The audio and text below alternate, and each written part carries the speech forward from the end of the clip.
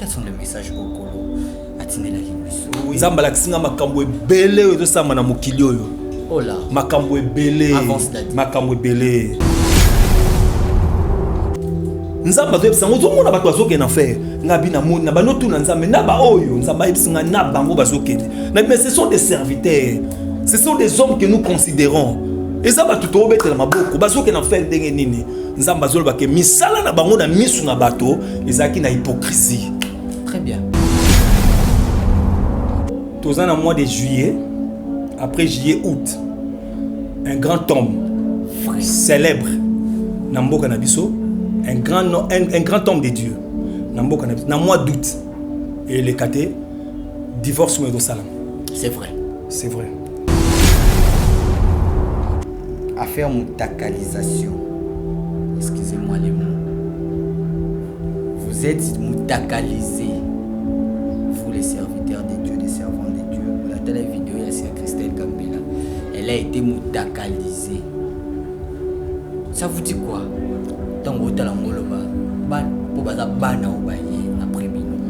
Bon, ce qui est vrai, Nathalie Amoté. Nayoki, mais Nathalie Amoté, même ce que le bureau de image joint na Kolingate. Ouais. Non, pour voir la nudité d'une personne. Ça va faire quoi? Ça va ajouter quoi dans ma vie? Non, nako sepela, nako singa nako tala ngote pour nako pesa yé conseil soki a otala. Lelo réseaux sociaux comme monde moko ya ko sala keba quelque part mutu moko zoomer on a ba téléphone pe iPhone et bimé belé au ko vanda à 100 mètres ba zoomer yo. Vous comprendre? Yo vandi à 100 mètres nzo kandozo le gada na TikTok. C'était un temps que l'Éternel m'avait invité pour me montrer les choses où ils ont les kanakacha mukilio. Et c'est de là que nayo mona ba couple belé et ça na kacha ba problème parce que marié ba surtout les hommes dédiés aussi ba couple marié ba nananzela en fer bazokene. Et nako tuna mais pourquoi couple o bazokene en fer? Ndenza mazota lisanga ke bazokene en fer par rapport ya esprit où ils ont dominé la kacha ba couple na bango.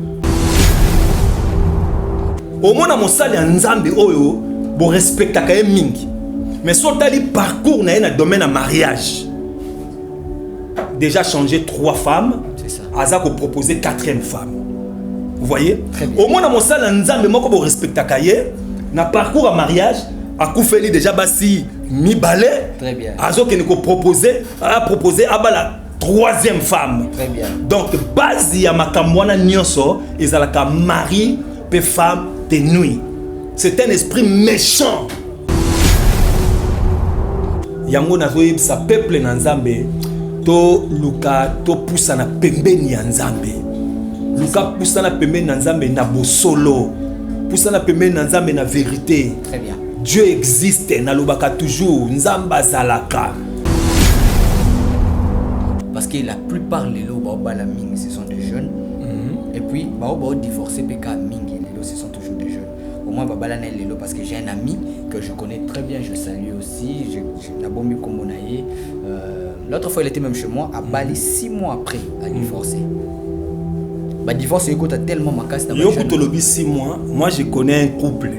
Babalani lelo balati mari pété fête salami bazongi na ndako lobby problème et bandi une semaine divorce. Ouais Francis Joël. Na éviter ce qui est passé là qui amour. Couple moko e kabona likolo ya mpuku. Mpuku akaboli couple. La neni. Papa na maman bavandite. Tant bavandi mpuku aleki. Papa bien mpuku aleki. Maman bi teta mpuku te. Eza pese. Ngana mone ka mpuku. Teta mpuku te. Eza pese. Ale bandi wana. Mari de noa telemi. Nga moni ka mpuku. Yo rezola ka ndenge ni oza soba. Yo zo benga nga zoba. Ah makambo bandi wana. Déclan. Mbata. Et comme il problème de Tumba, ma famille est vendue à Kabouani. Nana Kaboli Bango, Mpuku. Mais en réalité, mari, femme de nuit. Ce qui a vendu, a créé un problème, ceux qui ont vendu certains parents, mais vous êtes des grands.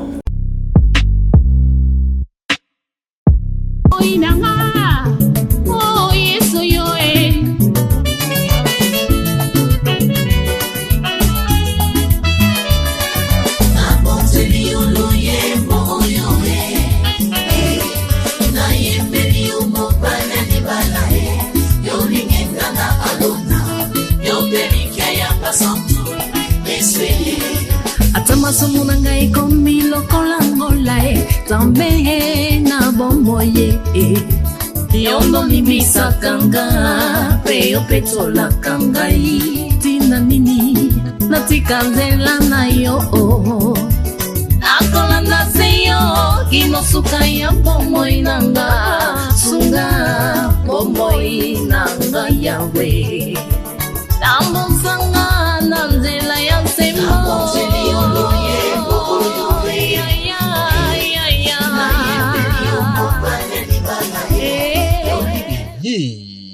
Spécial Sunga orphelin.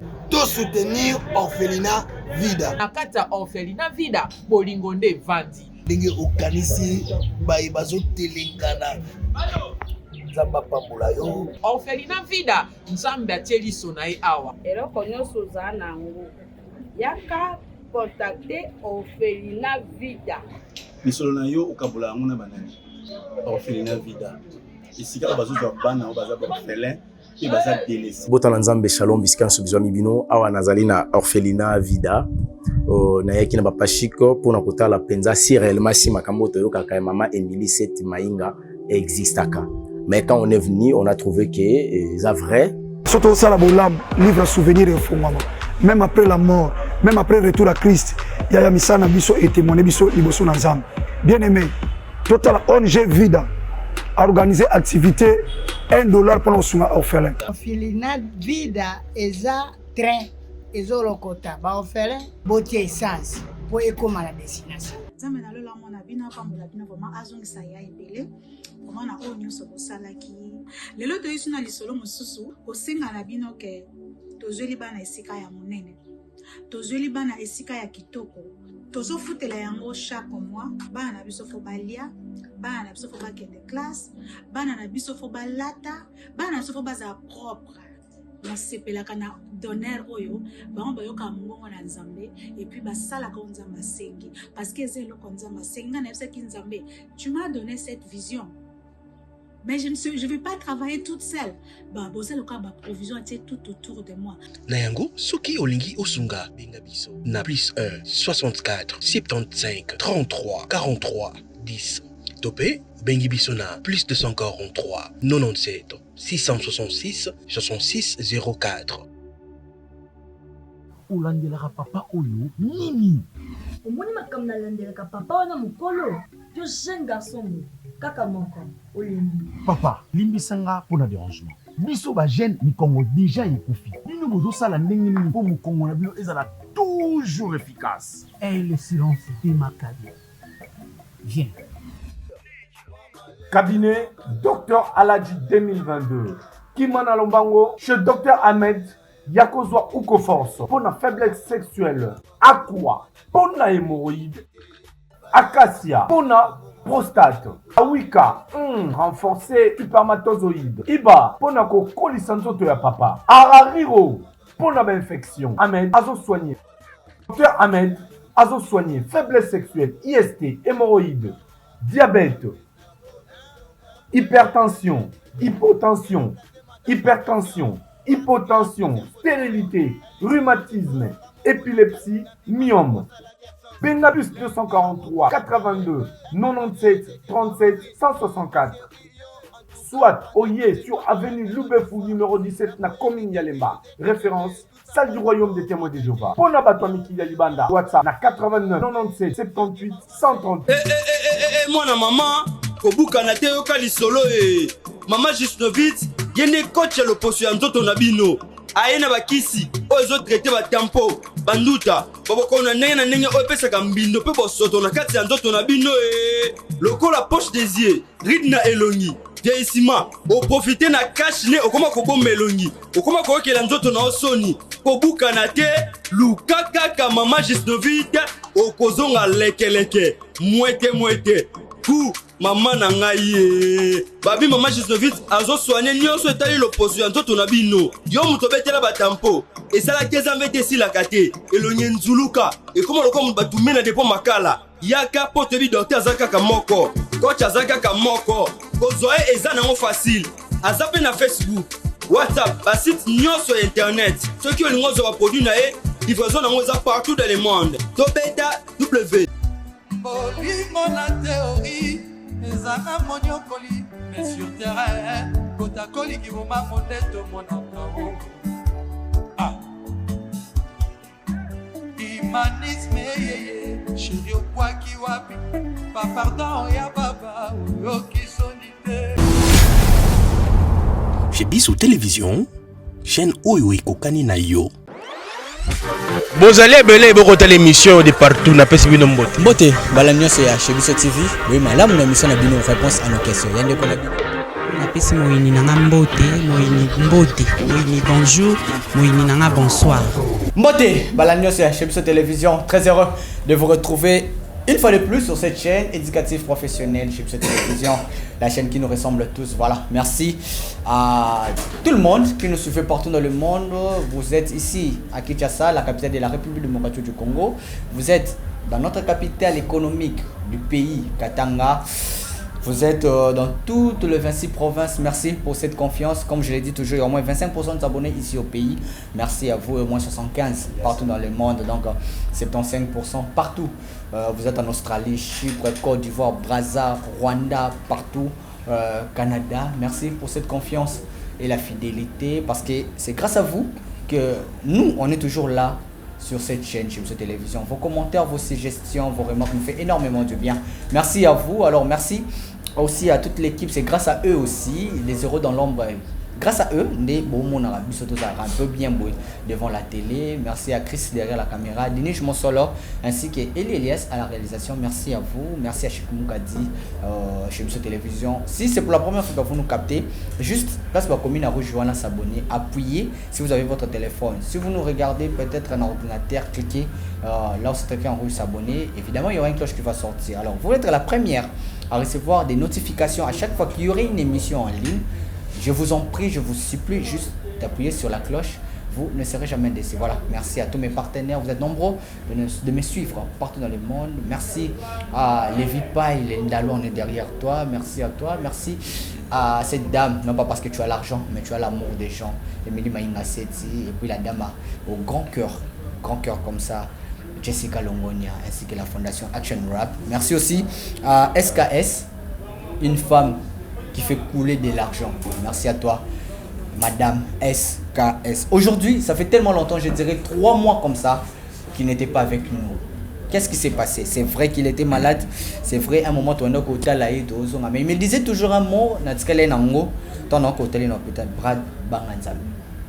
faut craindre l'éternel.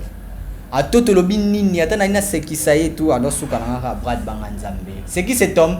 C'est le pionnier, la racine de la commune de Lemba, la racine de Kinshasa, c'est comme ça moi je l'appelle, apôtre Pierre Kitete, autrement dit de Lemba, il est la racine.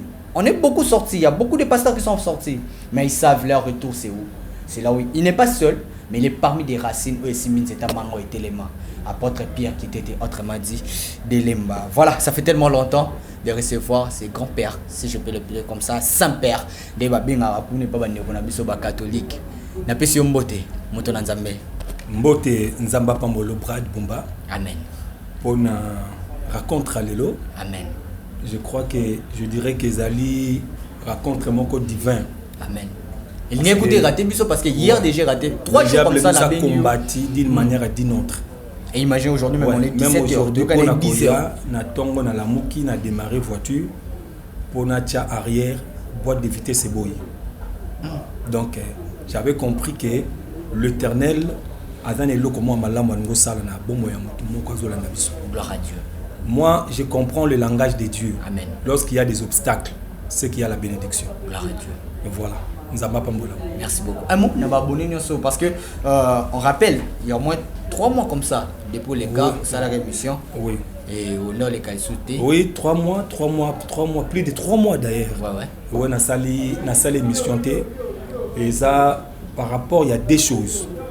La première des choses, Nakoloba, et ça, par rapport, il y a santé dérangée qui m'a manqué. Très bien. Boya qui est en hôpital, boya assisté qui ngaï, parce que na zala qui est vraiment malade. Ouais. Sérieusement malade. Et c'est même barrechute. Ouais, barrechute. Et je bénis le Seigneur pour le prophète Steve Okoka, qui était toujours avec moi. Aussi, Il était toujours avec moi, donc c'est vraiment un homme que j'aime beaucoup. il m'a soutenu spirituellement et matériellement. Nzamba Pambola et sous financièrement, yeah. Et puis j'ai béni aussi ma famille en Australie, famille Molosa. Nzamba Pambola Bango, Pambola Bino, famille Molosa pour le soutien. Et puis j'ai béni aussi Maoueja, l'époux de Grâce Molosa. Nzambe Pambola Bango pour le soutien na Bango. Na Pamboli les sous maman Angélique en France. Ok. Na Pamboli Baza bato à tout moment bazo benganga papa Simon en Allemagne et puis papa Emmanuel na Londres. Non, ce sont des gens oyo na tango ya difficulté wana. Au dédicacé ça. Les gens n'ont pas les sous-montés. Ils appellent les sous-montés. Très bien. Ya na tango ya problème nazalaki nango parce que brado yebi to sambela rapport na bato ceux qui bazo bela. Amen. Mais toye baka niveau to douleur ou batona ba santakate. Très bien. Okolo bana mutuka par la foi lève-toi parce que toi tu as bonne santé. Mais mutozo on par la foi lève-toi en réalité parce que le domaine de la foi de la guérison il y a spirituel les alliés réalité physique il y a réalité nous autres eza maladie. Gloire à Dieu. Spirituellement nous croyons que mutazobika. Na ebiso ke maladio na belaki na monaki lola pembeni et nzambe na comprendre que azongi singa avec une mission bien déterminée pour le salut des âmes. Gloire à Dieu. Très bien. Donc c'est ça. Mais bi ko raté ba actualité pe belle. Oh oui. C'est pas un jour à l'hôpital. On a besoin d'un so zaka en bonne forme que peut concert à Wenge. Biso biso vraiment mais Hollande qui m'a actualité les cas qui dans le bezongi oui Wenge 4x4 bazongani c'est alors l'unité c'est bien non c'est l'unité c'est bien tel degré l'unité c'est bien Wenge après 25 ans bazongani c'est une très bonne chose mais nous pouvons sambela na stade des martyrs il faut mbongo bozo panzana kaka. Chacun a ba ambition naie, a ba désir naie.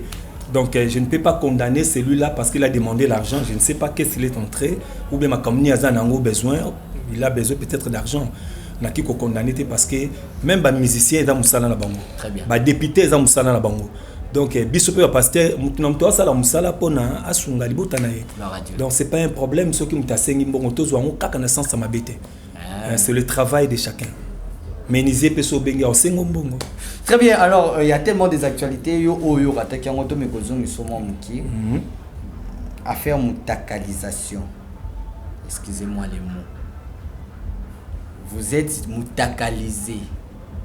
Vous les serviteurs de Dieu, les servants de Dieu. La télé vidéo, il y a Sœur Christelle Gambela. Elle a été mutakalisée. Ça vous dit quoi?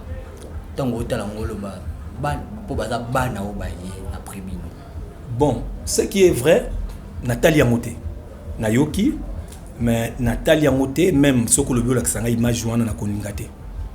Non, pour voir la nudité d'une personne.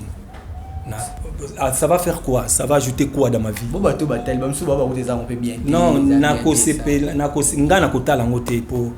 mais ça te dit quoi? C'est pas bien. Si c'est vrai, gospel. Ah, chanteur gospel. Si c'est vrai, elle a fait ça, en tout cas, ils ont malamouté.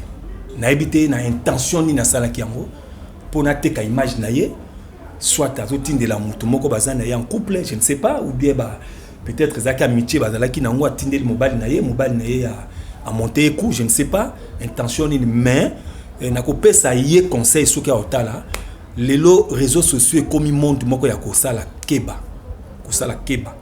parce que cause à la lème so vendre quelque part mutu moko zoomer on a ba téléphone pe iPhone et bimé belé au ko vendre à 100 mètres ba zoomer yo vous comprenez yo vendre à 100 mètres nzo quand les cadres na TikTok ozo les cadres na YouTube ozo les cadres na Facebook direct donc faut faire attention moi quelque part na zolo baké ils appellent kaka risa diable à créer dans monde mais et même appelle crainte na mitema ya bato.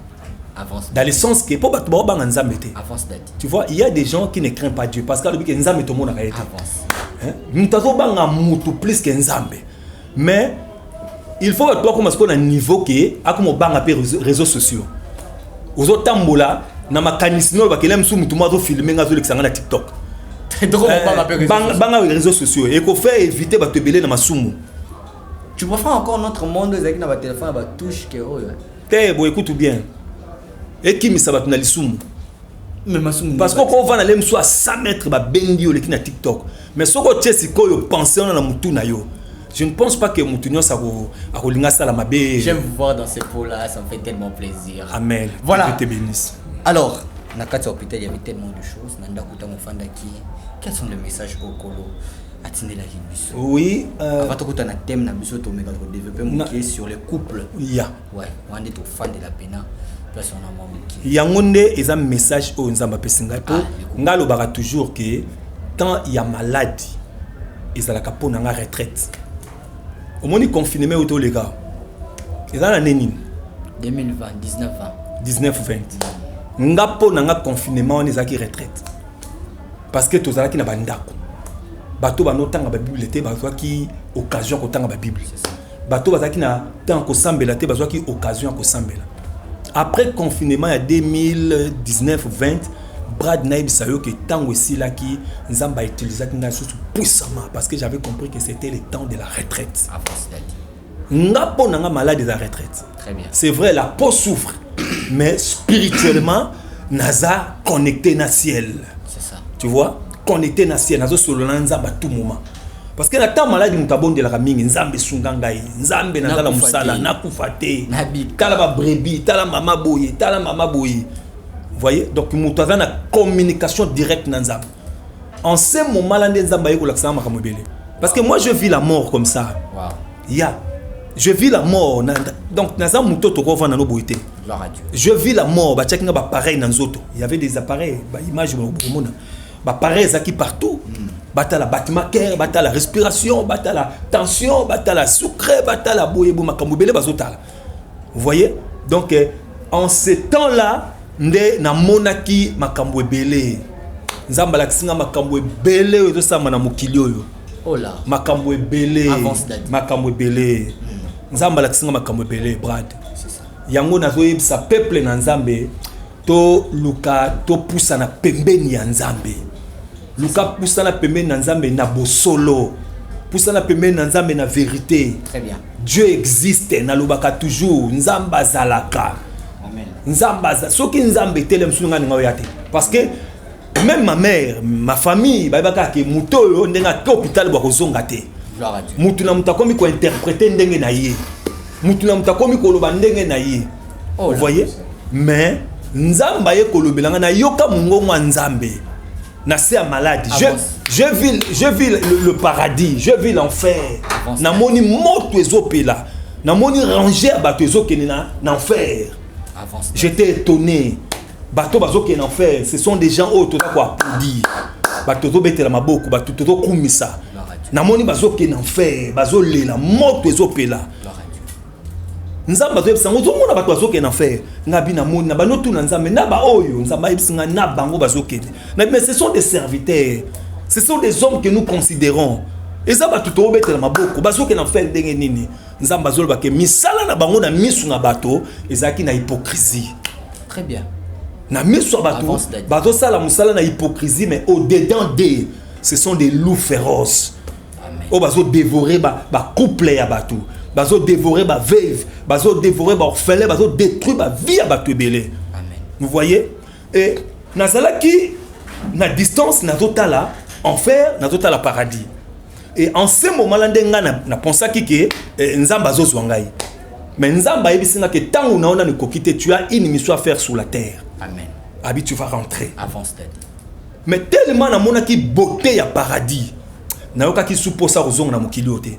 Gloire à Dieu. Parce que na tota la paradis, na tali na sima na ta la planète terre, mokili na biso o na moni yango trop sale. Trop sale, il y avait la fumée noire. Batou na kati ya fumée trop sale na monde batou salité d'une manière impossible. Na boyi ko zonga na bi non, Nzambe gloire nga na moni liboso na lingi na kende na kota. Nzambe bité. Tu as encore le temps. Rentre, évangélise te ya batou. Mais est-ce que nzela wana ozaki ya lieu du repos wana paradis wana? Ya. Batou baleka kité. Na temps na yo oyo yo zaki wana. Nanzela, j'ai pas vu les gens. Parce que Bélo, il côté. Je n'ai pas vu les gens à l'intérieur, mais le Seigneur m'a montré les bateaux en fer. Ah, yo monika en fer. Na paradis, il y avait pas de gens, mais nzamba la splendeur. Il y a paradis, beauté, gloire. Avance. Nazo mona ba arbre ezako bima, ba arbre zobota, ba arbre vert. Donc c'était formidable. Et c'est le moment je n'ai jamais vu ça, même par radio, sur le film, hein, c'était pas pareil. La radio. Et ça qui n'a gloire moko impossible. C'est alors que na comment na posa na kota kaka. Parce que tant on a telle place na outi na non na rozonga kuna te na kota kaka na paradis. Vous avez limité. Dieu m'a dit que non, ce n'est pas ton temps, rentre encore. Kene côté ya va évangéliser, tu as une mission à faire. Merci. Et voilà pourquoi le col nzamba souverain na vision na mona kiwana. Ndeko lamuka na lamuka ki malade ici. La radio. Donc malade ici là qui directement. La radio. Donc vous êtes malade. Au salle ba rechute. Au monate. Mais juste après wana ndeko zonga na ndo ya ko lamuka. Ko zonga na zongi malade ici. La radio. Malade ici complètement parce que malade na bela ki ezaki na kolo bango peut-être boité mais na bomona ba image pour comprendre. J'avais des appareils partout dans zoto. Ba pareil. Nazo fonctionner là ba pareil. Ba meminga na cinquantenaire hôpital moko munene na mboka na biso cinquantenaire ekofinga te ba minga na clinique universitaire kunande ba bundi ba kokite mais j'avais compris que c'était spirituel. C'était un temps que l'Éternel m'avait invité pour me montrer les choses au ezo le kana kacha mokilio. Et c'est de là que na yo mona ba couple belé et ça na kacha ba problème parce que na mona ki ba marié ba surtout les hommes de Dieu aussi ba couple marié ba nananzela en fer bazokene. Et mais pourquoi couple au bazo ken enfer ndenza mazota lisanga ke bazo ken enfer par rapport ya esprit au ezo dominer na katia ba couple na bango. Et j'avais compris que ba couple belé bazana katia ba problème belé. Il y a ba séparation, il y a ba divorce, il y a ba incompréhension. Nous avons ce sont des manœuvres, des mangances, il y a diable à opérer pour nous détruire comme babamo d'enfer. Voilà ce que le Seigneur m'a montré, m'a donné le message n'a prêcher ba couple marié ba fiancé ba il faut avoir un grand temps de préparation avant d'entrer et si ka besoin ngaboke. Très bien, merci beaucoup l'homme de Dieu. C'était là le message révélation oyo yomoko aux acquis témoins oculaires nango aux zongi et nzambe à le bel biso. Alors toi aussi ba couple et on le bien biso. Les couples premièrement. Qu'est-ce qu'on attend nini to zela na ba couple oyo yo? Parce que la plupart les lots la ming ce sont des jeunes et puis divorcé PK mingi les lots ce sont toujours des jeunes. Au moins les lots parce que j'ai un ami que je connais très bien, je salue aussi, je n'abombe comme mon aïe. L'autre fois il était même chez moi à Bali 6 mois après à divorcer. Bah divorce il coûte tellement ma casse. Yo coûte le 6 mois, moi je connais un couple.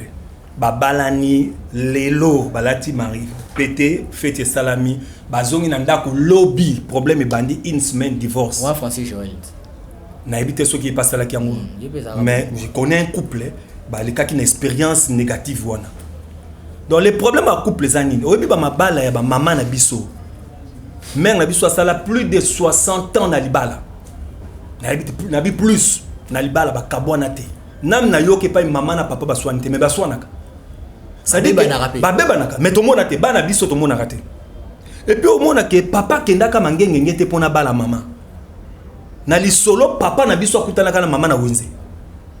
Ba kutana wenze balingani ba balani ti lelo bazali. Mais oko remarquer que ba couple nengo lobi plus mingi ba jeune. Bazo balana mais bazo kabwana mbango. Pourquoi?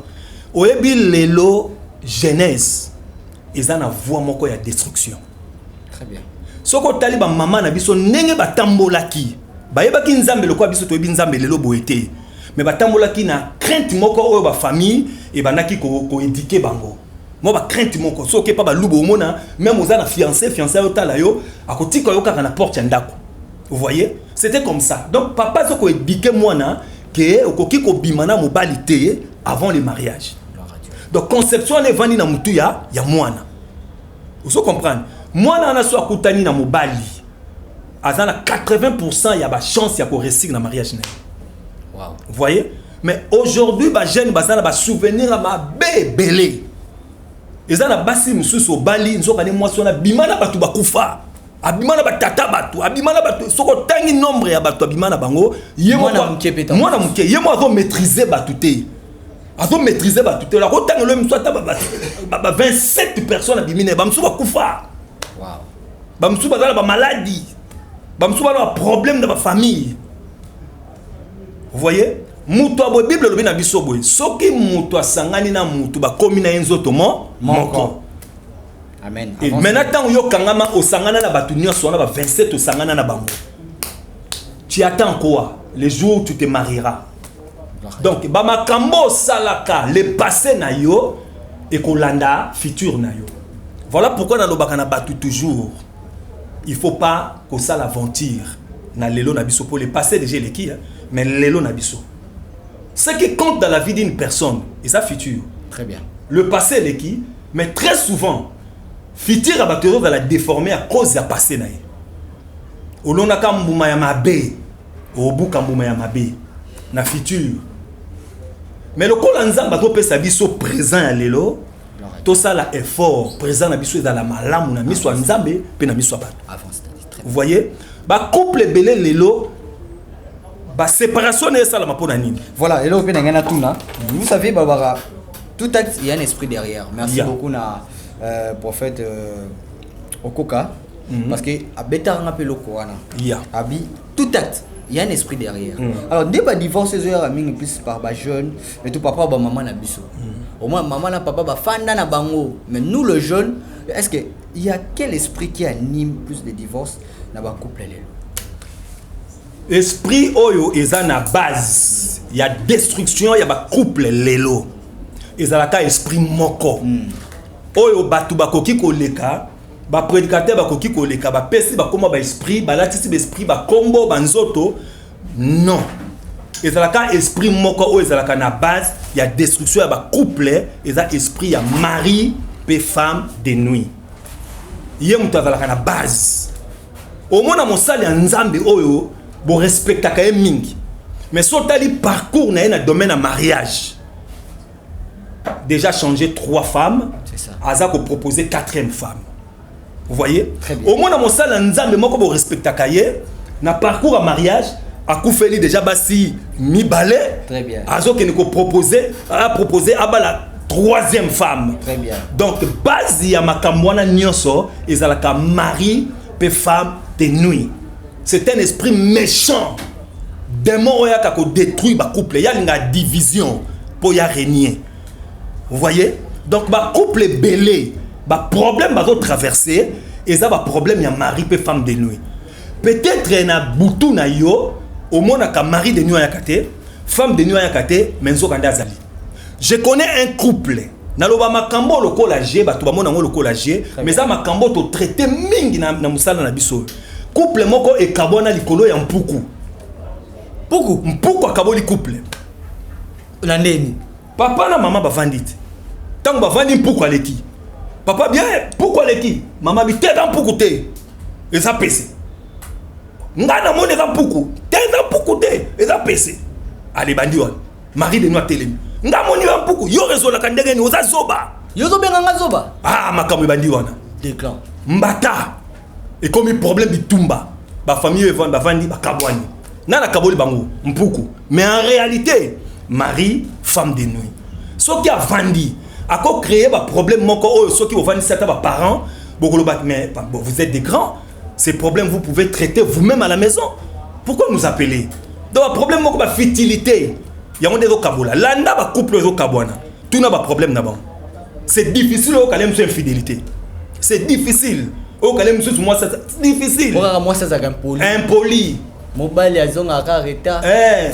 Mais moko ezanga sens bazoka bwana okotanga couple moko mibale misato yebi na mboka na biso comprendre que ezaka ba futilité nde ezoka bona bango mari femme de nuit soit telemi akomisaka moto même avec licencié lokola kizengi lokola zoba voyez licencié azo réfléchir lokola mutaliboma est-ce que femme et mari de nuit peut ba détruire peut-être mususu musala ya mutu pour mutu ana auto ko bala pour ba zoye bien faut ba boma na musala na ye azonga mobola pour moi c'est comme ça qui moi est-ce que simba rapé milieu professionnel musala et tout mari et femme de nuit bit na bango na lobaka mibali eza pona ko détruire pe ko boma ce qui a détruit yo na suka a achevé yo que personne ne vous trompe. C'est pas un bon ami mari de nuit, c'est pas une personne oh yolobi ke no ya na butu pona sepela na limbisa pona malobo pona bimisa moi mai na ngai tout ça po non.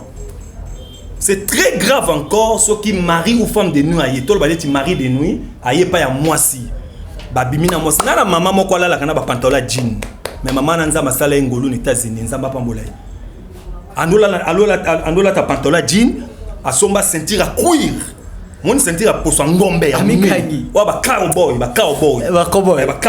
très bien ya sentir wana pena la ta kamikangi abipo lelo mari de nuit ko yate maman la muki na tongo pantalon ngwami sentir ba cowboy et lungwe. Vous comprenez? Baleki. Baleki. Vous comprenez? C'est quoi ce qui mari de nuit aïe pas ya moisi. C'est fort ça. Bobimi na yé. Atike yo semence na yé.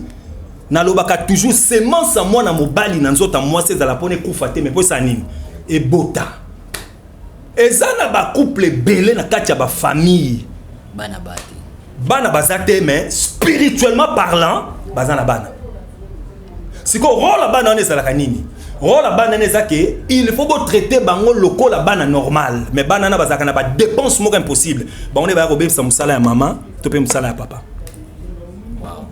Vous voyez place nyoso papa to tambola so za na bana molimo yeba ke banana batambola kana yo so to zo mbongo me mbongo onde ke yango mona ka batumso ba ke papa ba futa ke mbongo ebele me mbongo ndenge silaka e ba yeba kate. Soki aki avandi kaka na terrasse moko bo na ndenga kosilisa komela masanga ozakile msu na $500 ozongi na ndaku na $5 yo moko vano bano raisonner que anasalaki na mbongo nini. C'est comme ça que banana bazwaka pour faut foutre les minerval il faut les sailler il faut latisailler faut foutre les ndaku baza bana ya butu mais bakola ka chaque jour. Mais est-ce que on continue na kati nini ngomo ba question comme yebele est-ce que femme de nuit ton mari de nuit a tinda rapper mobali to mwasi akoma pendumba ya zapena mibali belé ndeti mwasi mibali belé to mobali basi belé malgré balaki ya on parle du couple ya sikoyo ça dépend qu'est-ce que je peux dire parce que les esprits ont des comportements aussi. Très bien. Il faut qu'on yeba mon esprit a koki ko menacer yo oko dans la même esprit azo menacer yo mais esprit a jouer rôle monsieur pas na yo mais pas na jouer rôle monsieur même esprit a tini yo au finga mais même esprit a tini ngana sala kindumba. Vous voyez c'est quoi le problème c'est quoi et ça là ba esprit monsieur soit kochaka jaloux à quoi permettre te aux alana moi si monsieur libana toi tu atino na kindumba donc à kangio loko la bien privé na yé il y a des esprits comme ça kangio loko la bien privé na yé donc au sale la kaka yé soko bimi libanda je connais un homme de Dieu après ça qui témoignage habillé avec une sirène parce que sirène ce sont des esprits nocturnes. C'est ça. Avec une sirène. Mais sirène on a si quoi banaki ko empêcher à linga basi monsieur libanda. Soka meki ko linga a un problème na butu. Soka meki ko bota libanda a un problème na butu. Mais ça la femme de nuit monsieur suba tindi kaka mibali libanda akene ko bota ndenge mona ba papa monsieur na ba région ba ni ba province nyonso akenda. Très bien. Azaka na bana. Partout. Batine mission de service na mbadaka aboti misato. Na mbujimai aboti 4. Ce qu'on totalise nombre ya bana au moins 67 enfants. Na bien musicien na mboka na biso akufatika plus de 60, je ne sais pas si c'est encore 60 et quelques enfants. Vous voyez, avant maîtriser même ba kombo banate. Taboulé. Ya ndeko lo biwana. Avant maîtriser même ba kombo ya banate. Vous comprenez? Donc on benga mami a benga papi. Pourquoi? Parce que bana baleki ce sont des esprits de femmes de nuit nde ba tindi kaka batumisuba ke ko bota tout ça c'est quoi azoluka a déraper vie na yo ba mbrouiller ba bebisa yo finance na yo jusqu'à ce que ba ko achever complètement. Voilà, merci beaucoup Toromo qui na biso na suka. Oui qui na CP non na tout na ba question tout. Non, c'est pas un problème, ce mien d'ailleurs les questions. On a otiko kana ba vrai fondé place wana nde okufa wana place na choquer au makasi. Na olo banaka vrai ou faux wana to comme na biso place wana. Alors comment détruire maintenant parce que sotobi lelo oyoyo na titre zanango na oyo zali dans ta personne tu es de lemba c'est ce qu'on vous appelle. Vous êtes la racine, comme je l'ai dit. Ils étaient où était les baoba. Racine, otala, papa biso bakakenza biso bazali, papa soni, banani na katwana to kotisi, apôtre Pierre qui était de Lemba. Mais na Lemba, vous êtes là. Oui, ko bota racine. C'est difficile lelo oyo balongola baoba wana bakoisango. Oh, c'est ça déjà botama. Parce qu'on a pas couple, parce qu'on parle de couple, Yozaki n'a bisoté, maladie, qu'on a péché membre belé, on a aider le peuple de Dieu. Question est tout comment détruire?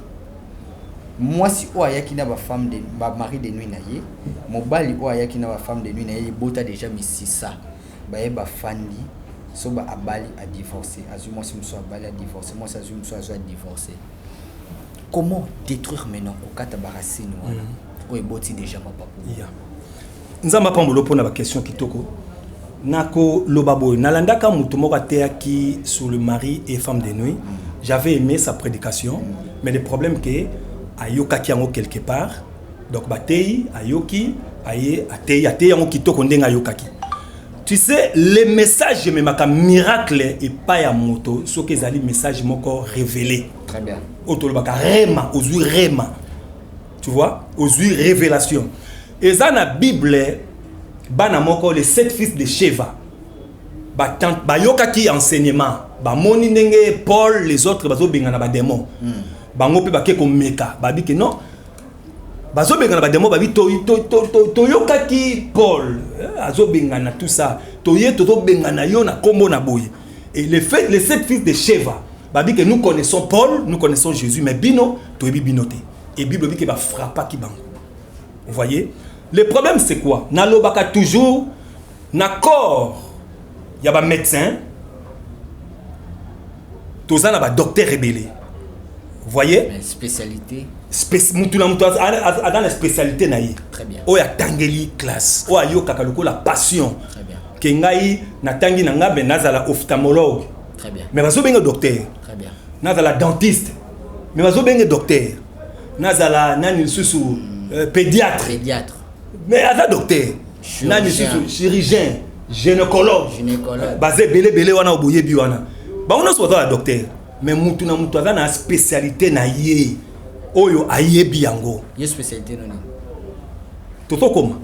C'est ça le grand problème. Landanganam, c'est ça le grand problème. Jamais de la vie mutu so ka la maladie à mine. Alors qu'il n'est pas pédiatre. Vous comprenez? C'est vrai, pédiatre à docteur. À quoi il peut mettre qui siboyer et qu'on calmer. Mais faites attention. Ils ont une spécialité na problème aux anangoana. Nalobaka toujours que Dieu nous a donné le message. Il y a délivrance, il y a mari et femme de nuit. Très bien. Lorsque tu as le message, tu dois aussi avoir le remède. Quand il n'y a pas le remède, on peut transmettre qu'à logos et pas yabato. Très bien. Mais vraiment, exact. Très bien. On a réponse, mais peut-être une réponse en mode. Ah, il y a délivrance. Comment ressortir? Oui. Ah, bah, le missionnaire sur ah, il y a quoi, mais na terrain. Na comprendre, na comme place wana. La délivrance, il y a mari femme de nuit, exact que ndenge na ko sala yo délivrance, ndenge na ko sala yo délivrance. Il y a anticorps na yo na ya prophète Steve et za ndenge moko te.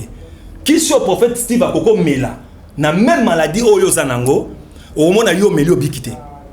Batum so dit ah mais qui soit efficacité mais qui soit efficacité et biksa batum sus yango nga na yebisa toujours batu yoka fièvre au moins fièvre très bien voilà ouais fièvre ezaka maladie. OK fièvre ezalaka symptôme o elakisaka ke maladie na nzoto makambo nyonso soki mutu na kati ya vie na ye azo vivre yango donc eza fièvre ezolakisaka ke il y a un problème na kati ya couple na yo na kati ya nzoto na yo il faut balandela yo pour côté hôpital balandeli yo basali ba examen et tout yeah.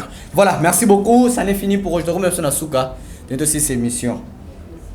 Ah, personne n'a numéro de téléphone. C'est vrai qu'ils affiché un mot dans votre numéro aussi du la émission qui toque. C'est pas une émission.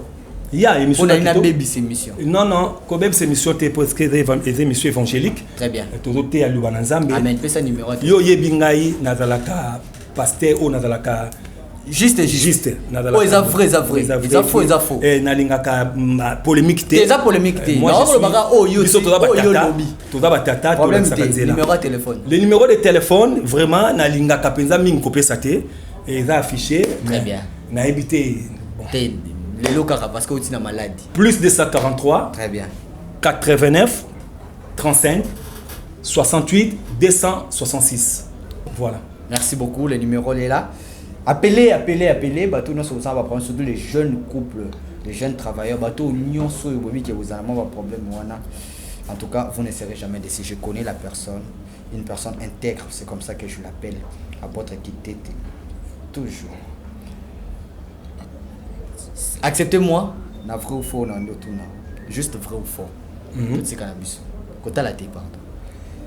Vrai ou faux, tangu kola memakio na vision zwaki. Na nzela ya tourment wana. Omona ipe ba pasteur oyo yebi au téléphone mais je le connais. Oui, na mona ki ba pasteur na yebi. Vrai ou faux? Vrai. Vrai. Voilà. Vrai ou faux? Na makambo lobi na biso, est-ce qu'il y aura aussi des divorces na ba pasteur connu au toyebi? Tous en mois de juillet, après juillet août, un grand homme célèbre Nambo Canabiso, un grand homme de Dieu Nambo Canabiso, dans le mois d'août, et les catés divorce Medo Salam. C'est vrai. C'est vrai. Vrai ou faux, mon bal Nyoso a le droit de se marier, mais moi sinon ça n'a trop baladé. Car vrai ou faux? Nangina zongela na deuxième question na vrai ou faux na on a zo ba couple de divorce ya musala nzambe moko parce que wana pina na mona kiamo. C'est-à-dire que il y a un serviteur de Dieu na mboka na biso, un grand na mboka na biso, divorce et salam. Pourquoi? Parce que moi si na ye azo bimana musicien moko ya mboka na biso a profane. Ta place de musique sous makambo et bomba makina. Wana eza révélation. Ainsi dit l'Éternel, il n'y a pas commenté. Vrai ou faux, mon bal ne s'en droit balle, mais moi c'est un s'en droit balle. Non, c'est faux. Faux. Au lobby la biso awa au thème sur les couples, femmes et mari de nuit. Vrai ou faux, yo mo repose à la femme de nuit. Nga vrai ou faux? Vrai. Vrai ou faux? Bah faux, vrai ou nous allons pas mais c'est une explication. Vrai ou faux? Il y a si la langue. Vrai ou faux? Au lobby la biso awa au divorce à ba pasteur et tout ce qu'on vrai ou faux? Avec mon la femme de nuit. Vous pouvez pas divorcer à Balaka. Mon évêque, j'ai travaillé aussi dans les cas qui na ACK, oui, na yebi dans les cas qui pour la prophétie seulement, non en tant que moi pour la prophétie, je le respecte beaucoup. C'est faux. C'est faux. C'est faux. C'est faux. Vrai ou faux? Bon, bah, fait la Bassi. Matou Samuel a une femme de nuit. Matou Samuel, ce qui est vrai, avant de le vrai ou faux, ce qui est vrai, il faut le kanza mais la profondeur. Vrai ou faux? C'est vrai. Vrai ou faux? On l'a bien appris sur que Bota est belé, donc Taboulé aussi avait une femme de nuit. C'est vrai. Ça Yasuka, to clôturer na biso. On l'a bien appris sur que Kaka te na mamba couple et tout. Oh pe ba bala raté. Bazapé animé na esprit ba femme et mari. Yeah. Donc vrai ou faux? Moïse Mbi a une femme de nuit. C'est faux parce que Moïse Mbi est à Balaka, tu as une histoire à Balaka, mais Azaki trop moi dans pied, maîtrise Alba les a quitté, mais quand il a eu maintenant la maturité, j'ai nana balité. Donc tu qui kolobate que Azana mari ou femme de deux, mais je comprends que Moïse Mbi est Azana mari de femme de nuit parce que c'est un homme de prière. Un homme qui ces derniers temps n'a pas se plané mingi. Quand j'étais malade, j'avais reçu un coup de téléphone. Il y a Moïse Mbié encouragé un ami.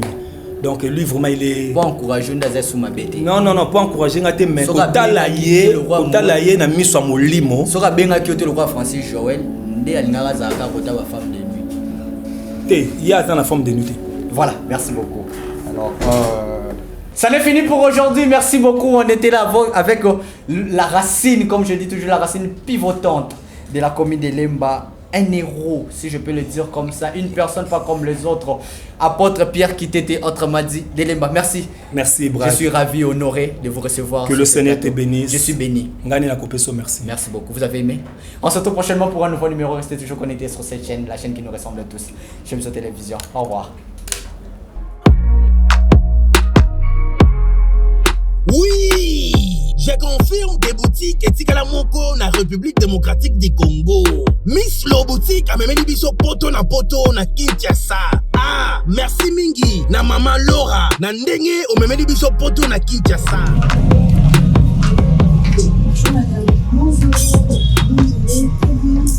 Ah, les amis, Slow Boutique, tout est à l'arrivée de la France, États-Unis. Nous avons un coup de Kiko. Kiko. Comment la biloko so de somba ya Tokinte boye. Ah, Tokinte. Ah, les amis Paris, États-Unis. Les amis mélange. D'accord, la même différence tango parce que le rangezo par colibo, tu fois de tenir au tché va pas moucher non style oui. Pas habitué pour de ça par 48 heures. En tout cas, ma qualité na moni hein. Mwana mama kobuka na te. Soko lingi olata kitoko pe baye bayo yaka mbangu na Miss Lo boutique.